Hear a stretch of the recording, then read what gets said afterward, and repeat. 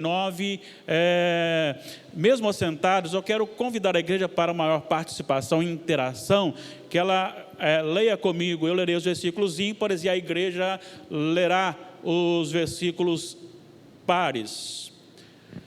Romanos 8, 31 a 39. Que diremos, pois, à vista destas coisas? Se Deus é por nós, quem será contra nós?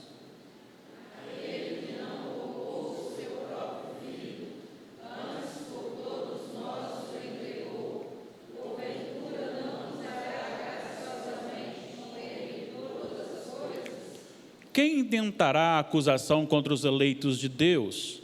É Deus quem os justifica. Quem os condenará?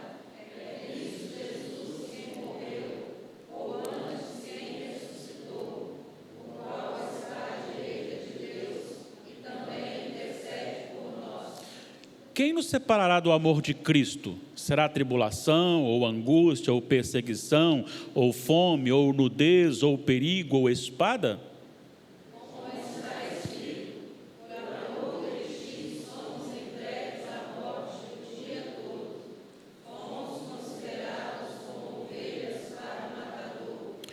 Em todas estas coisas, porém, somos mais que vencedores por meio daquele que nos amou.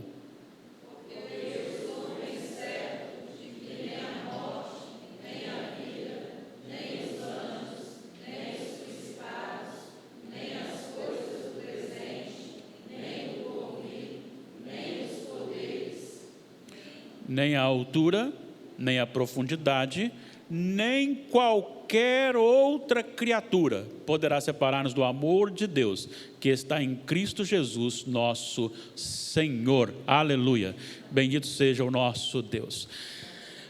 No dia 17 de dezembro, nós tivemos uma cantata natalina na praça aqui de Nova Brasília. O que pretendemos fazer, não só com cantata, mas precisamos fazer pelo menos umas 2 vezes aqui na praça este ano, novamente, para mostrar aí a praça, que a igreja está aqui, e ali nós tomamos todos os cuidados, né? Conversamos com quem é responsável pela quadra, mas também fizemos um documento à prefeitura solicitando a permissão para usarmos a praça nesse dia com a cantata. Então nós recebemos então a permissão, mas o que me chama a atenção é que enviaram no dia, ou um dia antes do dia da cantata, enviaram um documento, um certificado carimbado e assinado como garantia para que, se houvesse qualquer questionamentos, nós mostraríamos então esse documento como permissão da prefeitura para que realizássemos ali esta cantata. E graças a Deus correu tudo bem. Desejo, meu coração é que o Senhor tenha sido louvado realmente ali naquele dia, como eu espero realmente que também outras vidas tenham sido evangelizadas naquele momento. Eu estou dizendo isso porque nós estamos chegando no final dessa série de estudos, e o capítulos 7 e 8 de Romanos, ele é profundo, ele é algo assim maravilhoso. Por que razão? Porque explica e resume por que Paulo, no capítulo 11, versículos 33 a 36, ele deixou de descrever a doutrina e a aplicação para apresentar um cântico, uma doxologia, um louvor, uma adoração a Deus.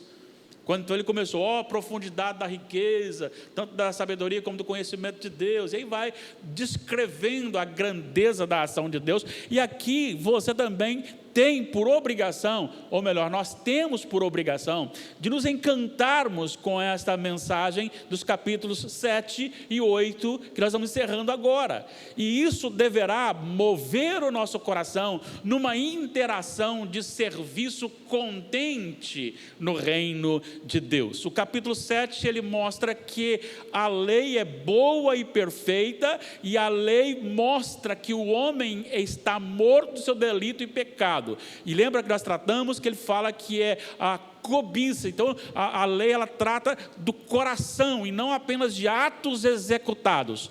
Então envolve sentimentos, motivação. E ele vai descrevendo isso que a lei mostra, aponta para quem é o homem, a ponto dele dizer o seguinte: em confronto com a lei, eu não faço o bem que quero, mas o mal que não quero. Ele toma consciência de que existe o bem e o mal, e que há uma natureza pecaminosa, uma natureza carnal, que o conduz, que o dirige muitas vezes para fazer aquilo que não é bom. Ele chega a dizer assim: desventurado ou miserável homem que sou, quem me livrará do corpo desta morte? Então ele tem consciência de que o seu corpo físico, o seu corpo natural é corrompido, mas ele diz o seguinte: graças a Deus por Cristo Jesus, nosso Senhor. E aí começa então o capítulo 8, com uma afirmação básica e que deve mover o nosso coração à alegria. Agora, pois, já nenhuma condenação há para os que estão em Cristo Jesus. E ele vai dizer, logo em seguida, no versículo 2, que não é a lei que é o problema, mas a lei se tornou um problema porque a nossa carne estava enferma e ela não consegue alcançar a lei. E aí ele trabalha sobre a ação do Espírito Santo na vida do crente, dominando a vida do crente, movendo a vida do crente, dando novo nascimento e conduzindo o crente. E ele vai dizer: quem é nascido do Espírito obedece, segue as coisas do Espírito. E quando ele chega no versículo 11, ele diz que o nosso corpo carregado de pecado, ele é mortificado diariamente pela ação do Espírito Santo que nele habita. Aí ele vai dizer logo em seguida que há uma adoção. Há uma adoção, no versículo 12 em diante ele começa a falar, há uma adoção, Deus nos adotou, e a adoção, ela nos conduz a um processo legal. Esse processo legal nos faz pertencer agora a Deus como filhos, assim como Jesus o é. E ele diz que uma vez que nós somos então recebidos como filhos, adotados em Cristo, nós recebemos também aquilo que Cristo recebeu. Então nós tornamos herdeiros com Deus e co-herdeiros com Cristo. E ele fala duas coisas: no seu sofrimento e na sua glorificação. Olha que coisa interessante. Quando você é nascido de novo, quando o Espírito Santo entrou no seu e no meu coração, o nosso coração foi transformado, nós somos feitos filhos de Deus e herdamos aquilo que Cristo herdou. Não só o benefício de nos tornarmos filhos de Deus, ou sermos reconciliados com Deus, mas também de sofrer, porque estamos no mundo, diz João, 1 de João, capítulo 5, versículo 19, que o mundo jaz no maligno. Então não precisa esperar coisa boa do mundo, só coisa maligna. Se ele jaz no maligno, o mundo só oferece coisa má. Então, se o mundo oferece coisa má, e eu então sou adotado e colocado no Senhor, eu agora me pareço, ou sou formado ou conformado à imagem de Jesus, significa que, estando no mundo, eu serei também rejeitado pelo mundo, assim como Jesus o foi. Tanto é que na oração sacerdotal, João 17, ele diz que não peço que os tires do mundo, mas que os livres do mal. Eles não são do mundo, eu os tirei do mundo ao salvar. Então eles não pertencem ao mundo, mas eles vivem no mundo. E se vivem no mundo, eles sofrerão como Cristo sofreu. Jesus também disse isso em Mateus capítulo 10, e ele dizendo para os discípulos: se fazem isto comigo, que sou o Senhor, quanto mais com os servos. Ou seja, vocês também sofrerão por causa do meu nome. E dentro desse sofrimento tem também a glorificação. E aí, a partir do versículo 18, Paulo vai apontar que a glória ou a glorificação que acontecerá é incomparavelmente superior ao sofrimento. Então, quando você olha para a glória, aquilo que lhe espera na consumação, isto lhe dá força, capacidade para enfrentar o sofrimento, porque todo o sofrimento deste mundo é inferior à glória que nós receberemos em Cristo Jesus. Por isso, ele vai dizer no versículo 25, mas se esperamos o que não vemos, com paciência o aguardamos. Esta paciência é que eu olho para a consumação, eu olho para a glória que será revelada em mim, e esta fé me dá esperança para passar pelo sofrimento. Agora ele fala que nesse sofrimento, eu seria capaz de abandonar Jesus. Olha só o que ele diz no versículo 26, também o Espírito semelhantemente nos assiste em nossa fraqueza. Em que sentido? Em todos os sentidos, mas de maneira muito clara qualquer sofrimento na vida do crente seria suficiente, dado a questão da pequenez do crente, de fazê-lo negar a Jesus. Bom, olha para Pedro, olha para Judas, olha para os demais apóstolos, eles negaram. Pedro, aquele que bateu no peito e disse para Jesus, de forma alguma, Senhor, o Senhor não pode, eu vou com o Senhor até a morte. Mas quando ele viu Jesus preso e perguntaram, não, eu não conheço Jesus.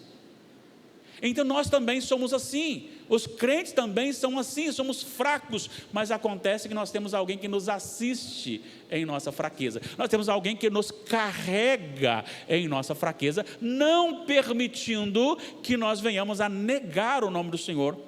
É por isso que nós somos tomados pela graça de Deus, e há momento de sofrimento que você passará, e nossos irmãos passam por isso, de tão intenso sofrimento, que você não consegue nem orar, e aí você começa a gemer, mas na verdade não é você que está gemendo, é o Espírito Santo lhe assistindo interiormente, na alma, e esses gemidos, eles são trazidos pelo Espírito Santo, e levados até a presença de Deus.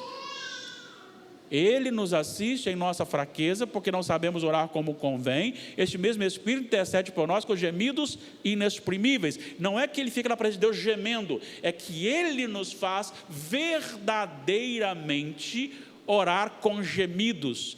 E o Espírito conhece a mente do Pai, então é como se ele levasse isso. Nós somos assistidos não só para não cairmos na tentação de negar a Jesus, mas também para termos forças e a nossa oração aceita diante de Deus.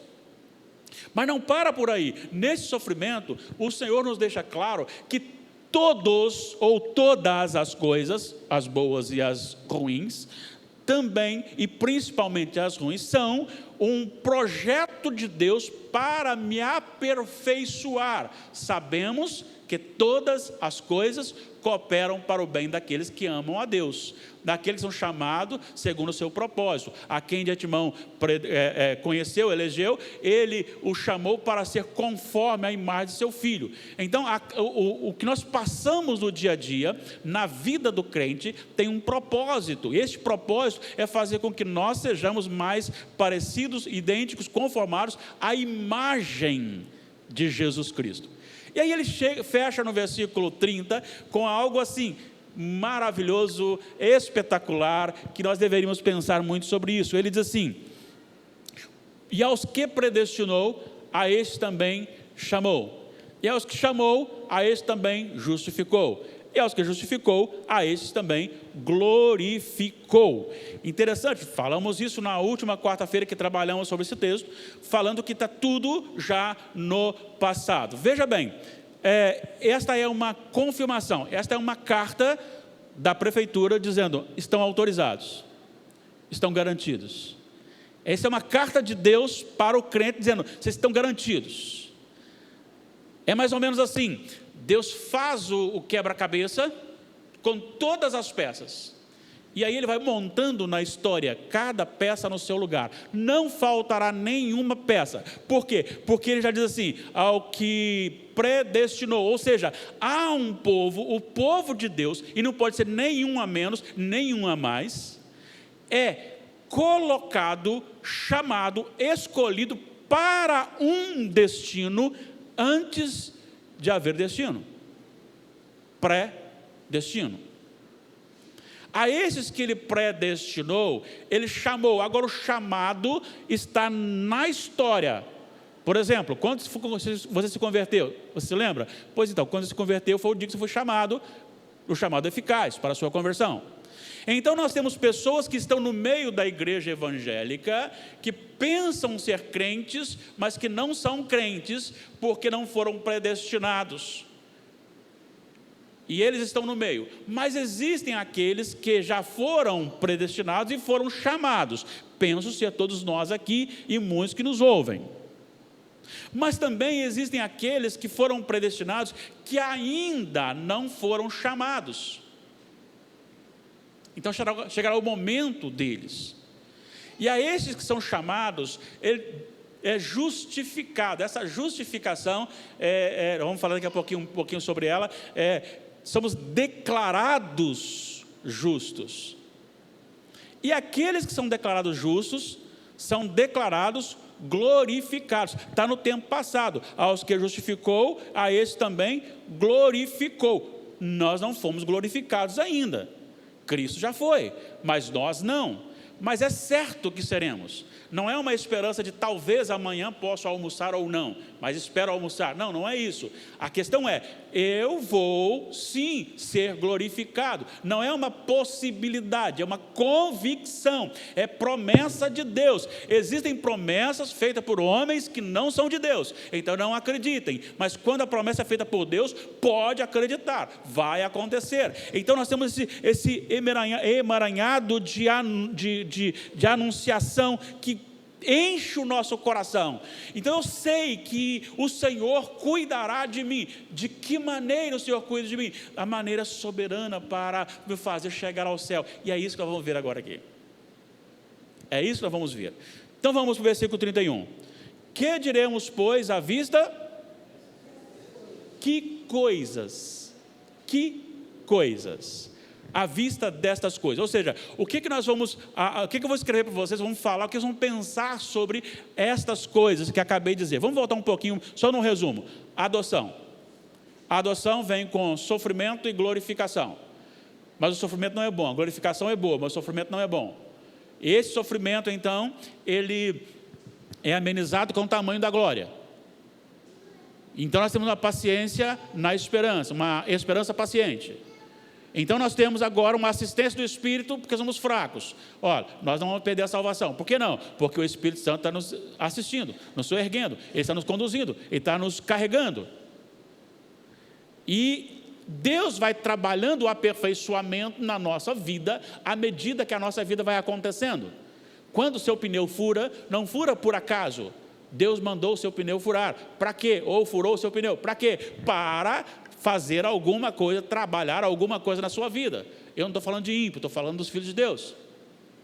Quando acontece algo que você não gosta, aquilo aconteceu por quê? Porque Deus está tratando sua vida, na sua e na minha, é assim que acontece.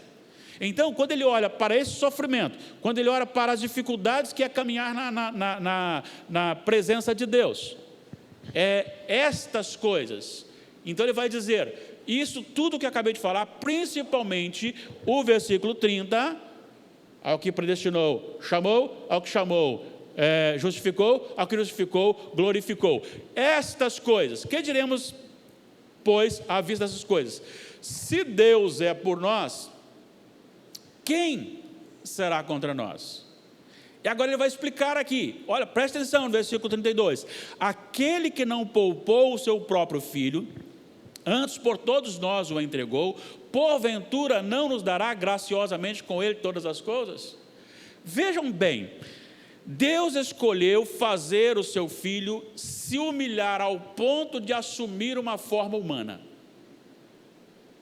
Quem era o humano? rapidinho. Gênesis 6, 5.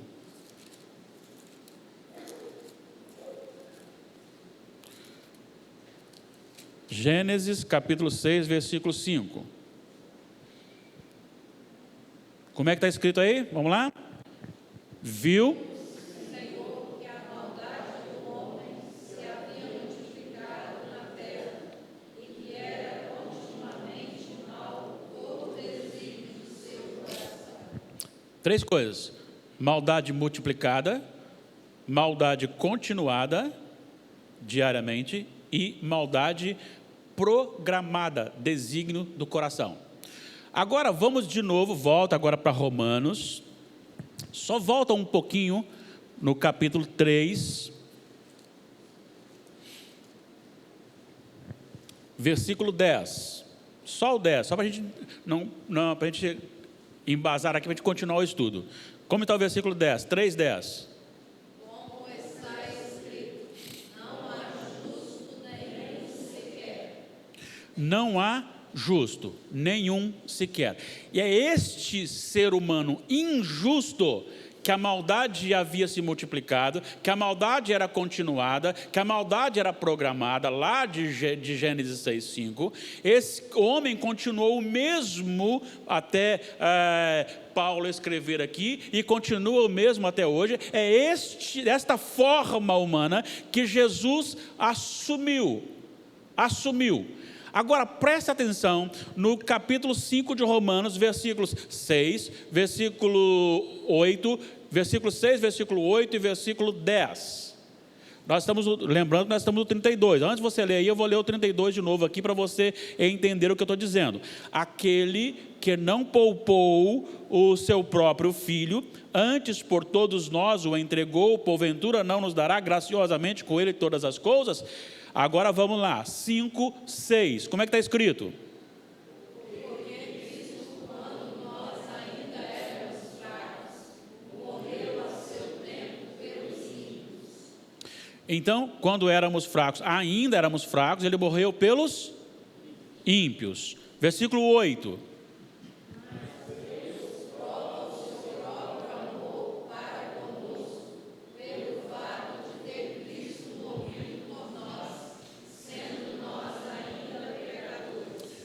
Quando Cristo morreu por nós, nós éramos ainda pecadores. O que significa isso? Significa que nós não nos salvamos para Deus morrer por nós. Não há mérito em nós. Então, Ele morreu, Ele veio, Ele nos salvou quando nós éramos fracos e ímpios. Ele morreu por nós quando nós éramos pecadores. Agora olha o versículo 10.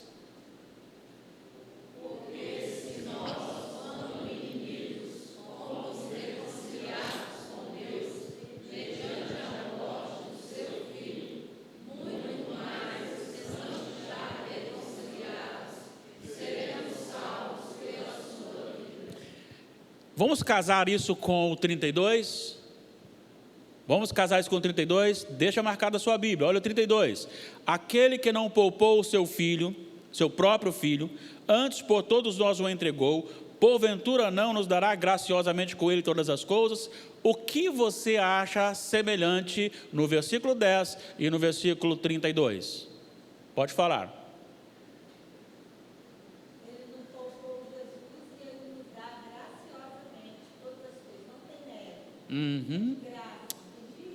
Isso, a salvação é de graça porque ele não poupou o próprio filho. Mais alguma coisa?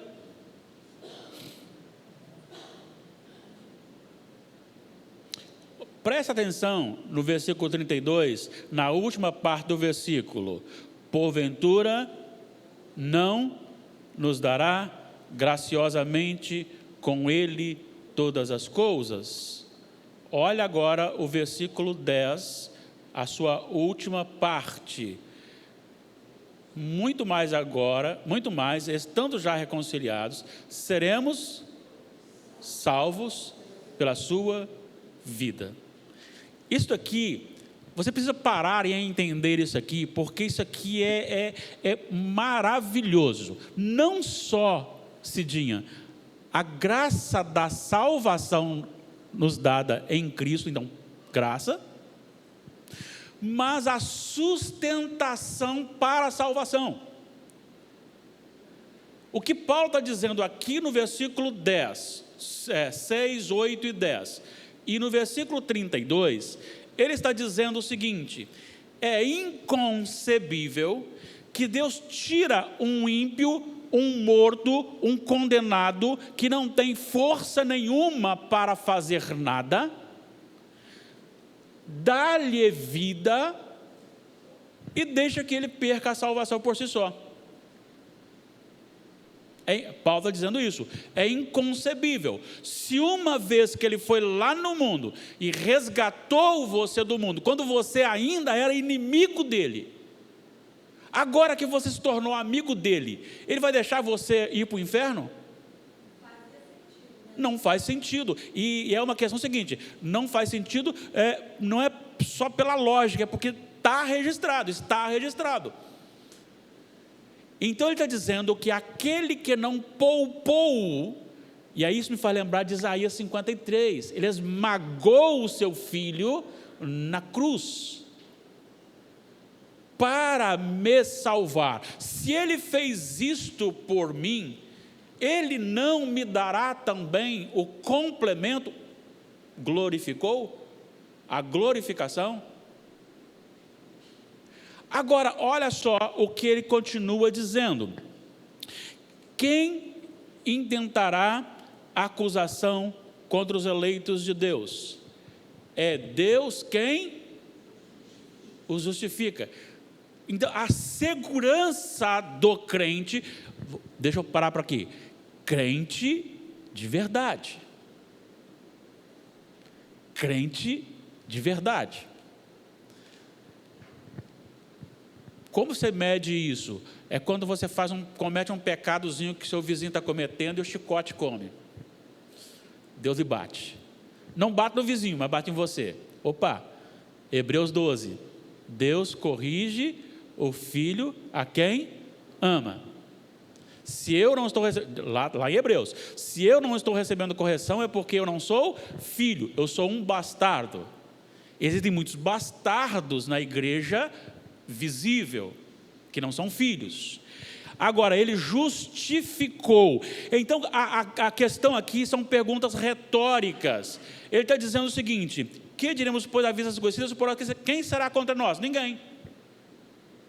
Ninguém será contra nós. Aí ele continua: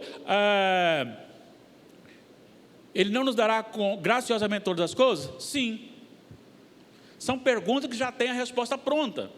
Quem intentará a acusação contra os eleitos de Deus? Ninguém. Por quê? Porque o único que pode condenar é aquele que ele justificou. E isso é muito bonito, porque essa justificação, ela vem logo após, num processo contínuo. Quer ver o versículo seguinte? Quem os condenará? É Cristo Jesus quem morreu. Isso foi o processo de Deus nos justificar, certo? Então nós somos declarados justos na morte de Cristo. Mas esta justificação, ela tem um caráter perene, eterno. Não é uma justificação passiva de perda. Aquele que realmente foi justificado, este será salvo. Por que será salvo? Porque primeiro a justificação ela foi legal. Cristo morreu, Cristo pagou o preço. Lembra de Romanos 3 sobre a redenção e a propiciação? A propiciação é quando há um sacrifício de sangue para amenizar, para tirar, para desviar a ira de Deus. Então Deus ministraria a sua ira sobre todo ser humano, mas para aquele que crê em Jesus, este tem a ira de Deus que viria sobre ele desviada para o Cordeiro de Deus que tira o pecado do mundo. Assim como lá no Egito, o anjo da morte que chegava para matar os primogênitos, ele transferia a morte do primogênito para aquele cordeiro que foi sacrificado, cujo sangue era aspergido nos umbrais da sua porta. Então há uma transferência. E isto é legal, e por isso nós compareceremos perante o tribunal isentos de culpa. Filipenses 2,14 aponta para na cruz, a minha nota promissória da minha dívida foi colocada na mão de Jesus e foi ali batida, foi crucificada. Cristo pagou a minha dívida, isso é justificação. Agora, por que ela é eterna? Por que ela não é uma coisa que você pode se perder? É porque está dizendo assim, é Cristo Jesus quem morreu, ou antes quem ressuscitou, ou seja, ele não permaneceu morto, ele ressuscitou. Olha só o que ele diz ainda, o qual está à direita de Deus e também faz o quê? Intercede por nós. Então o ministério, a eficácia do sacrifício de Cristo tem continuidade, porque ele morreu, ele ressuscitou, ele foi para o Pai e intercede por nós. O efeito desse sacrifício, ele continua eficaz para aquele que é salvo em Cristo Jesus. Por isso ele vai dizer aqui que ninguém poderá intentar a acusação contra o eleito do Senhor, ninguém poderá condenar, porque aquele que pode acusar, tem autoridade para acusar e tem autoridade para condenar, é justamente aquele que justificou, aquele que morreu, ressuscitou e intercede por nós. Esta é a razão da nossa segurança, da segurança da nossa salvação. Não é porque eu sou crente, venho na igreja quarta, sexta, domingo de manhã, domingo à noite, estou aqui de manhã para orar, porque faço bem, dou esmola para alguém, dou uma cesta básica para o outro. Não, não é por isso. Não é porque eu leio a Bíblia, eu oro. Não, não é por isso. A garantia da minha salvação, ela está justamente na eficácia de Cristo. É isso que Paulo está dizendo aqui. E agora ele vai dizer sobre os sofrimentos. E ele vai dizer, quem nos separará do amor de Cristo? Tribulação? O que mais ele vai dizer? Angústia?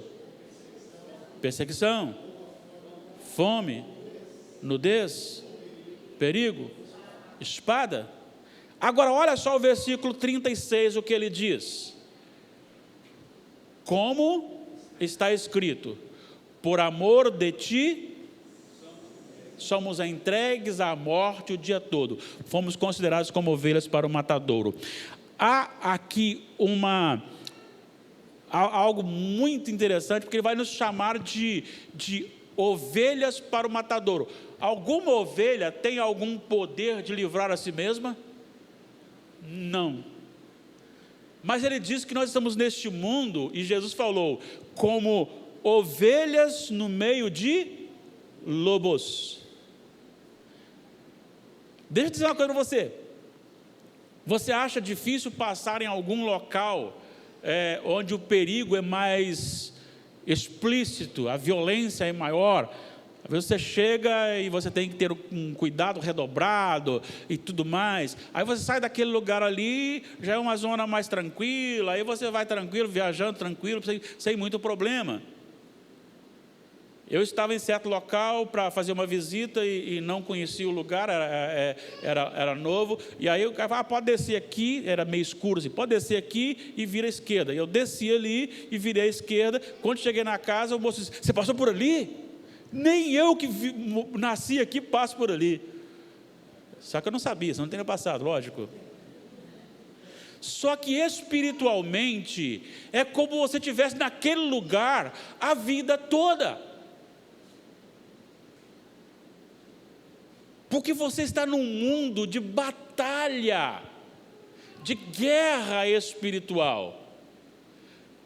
Você está num mundo em que Satanás está esforçando ao máximo para tirar você da presença de Deus. Você está num mundo em que odeia a Jesus e odeia você também. Eu vou falar algo aqui que é meio estranho, mas é real. É misericórdia de Deus você sair na rua ali e alguém que tem até convívio com você chegar ali e dar um tiro na cabeça porque você é crente. Parece estranho? Não, não parece estranho não. No mundo espiritual, esta é a batalha. Você não sabe perto de quem está passando, porque eles odeiam a Jesus. Eles odeiam a Jesus, automaticamente odeiam você também. João, vamos lá, João 15, 18. João 15, 18. Olha o que Jesus disse para os seus discípulos. Vamos ler juntos? Se o mundo vos odeia, sabei que primeiro do que a vós outros, é isso. Não precisa esperar aplausos do mundo. Não precisa esperar aplausos do mundo.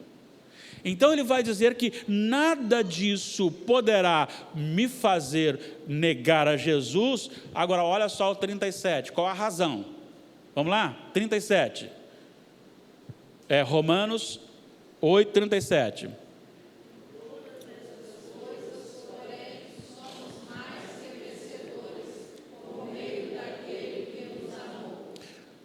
O que me chama a atenção nesse versículo?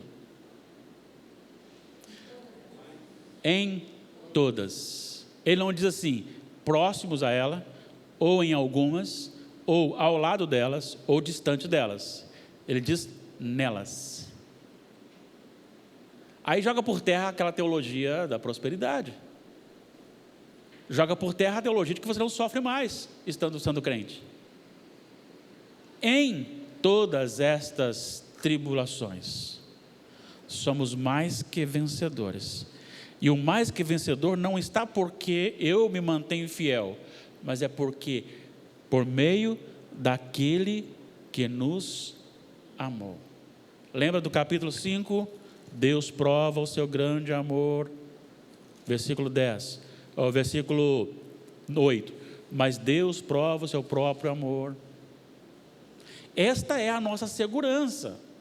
Esta é a nossa segurança. Agora ele vai fechar dizendo assim, porque eu estou bem certo, ou seja, convicto, de que nem a morte, e eu queria tocar num aspecto muito melindroso, porém verdadeiro. A morte, ela é o cumprimento da promessa relacionada à desobediência no jardim. Se desobedecerem, morrerão. Certo? Então a morte, ela é consistente. É por isso que nós não acostumamos com a morte até hoje. Dia 29 agora eu completo 46 anos, que eu fui até 50, estou 49, 48, 47, 46. Eu tenho 54 anos. Já vi muita gente, já participei de muitos velórios. Pergunta se eu já acostumei com a morte. Não. Ninguém se acostuma com a morte. Porque a morte, ela tem um sentido, um significado legal, de tribunal, de condenação, dada a questão da queda no Jardim do Éden. E ela põe fim às oportunidades. Sela o destino. Enquanto você está vivo, você pode até ter um arrependimento, você pode até mudar, mas a partir do momento que morreu, acabou, já era. Ou com Jesus ou sem Jesus, já era. Então nós não acostumamos, porque a morte é consequência, mas nem a morte, e Paulo chama a morte como se fosse um aguilhão, como se fosse um ferrão que cutuca o ser humano a vida inteira.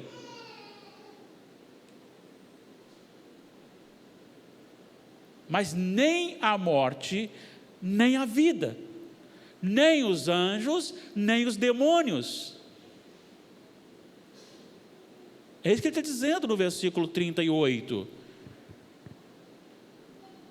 Nem as coisas do presente, nem do porvir, nem poderes, nem altura, nem a profundidade, nem qualquer outra criatura poderá separar-nos do amor de Deus que está em Cristo Jesus, nosso Senhor.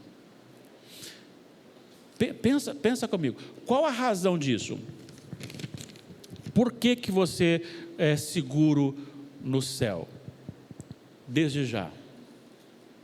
Bom, você tem que saber que nós estudamos agora. É porque Deus nos garante isso. Ele nos predestinou, Ele nos chamou, Ele nos justificou e Ele nos glorificou. Fechou o pacote. E Ele é quem mandou o seu próprio Filho para morrer por nós, para nos dar graciosamente as coisas que Ele vai nos dar, a salvação. Ninguém pode intentar acusação e ninguém pode nos condenar, porque os únicos que têm autoridade para isso é Deus Pai e Deus Filho. E eles foi que nos salvaram. Nos justificou, nos redimiu e intercede por nós. O Espírito nos assiste, Ele nos conduz, Ele nos garante. E aí eu tenho o irmão do Senhor Jesus, lá o penúltimo livro da Bíblia, Judas. Esses versículos da doxologia, o finalzinho da epístola, versículos 24 e 25.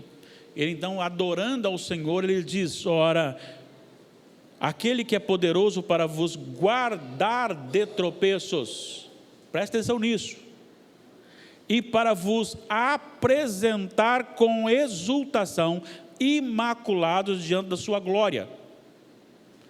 Quem é este? Ao único Deus, nosso Salvador, mediante Jesus Cristo, Senhor nosso, glória, majestade, império e soberania, antes de todas as eras, e agora e para todos os séculos. Amém? Irmãos, o que você aprendeu aqui agora? Qual o efeito dessas doutrinas na sua vida prática diária?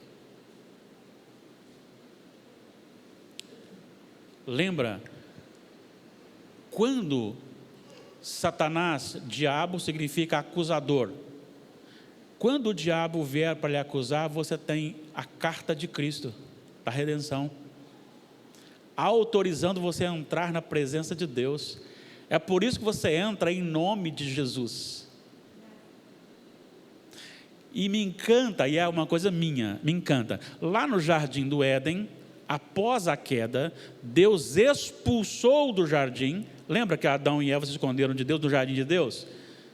Eles queriam aproveitar lá a bênção da prosperidade, a água geladinha, cristalina, os alimentos saudáveis, né? Mas não queria Deus, mas queria o que Deus estava dando. Deus, não, então sai, vai para lá. E Deus colocou então querubins e uma espada reluzente, para que o homem não entrasse. Por mais que o homem se esforçou, nunca conseguiu adentrar o jardim novamente. Mas há um jardim no Apocalipse, e que nós adentraremos, e que nós entraremos. Para entrar nesse jardim é preciso estar segurando, ou ser segurado pela mão de Cristo, o único que pode nos conduzir de volta a esse jardim. E aí, irmãos, como você vive o dia a dia? Se essas doutrinas que enchem o nosso coração, elas deveriam ser suficientes para alterar, para mudar, para fazer da nossa vida algo extraordinário, para a gente viver muito mais para Deus.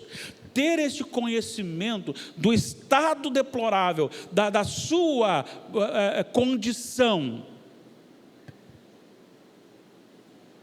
o que você merece, olhar para a maneira como Deus lhe salvou, me salvou, como Ele se encarnou, passou e Ele submeteu. Isso é esplêndido, preste atenção nisso.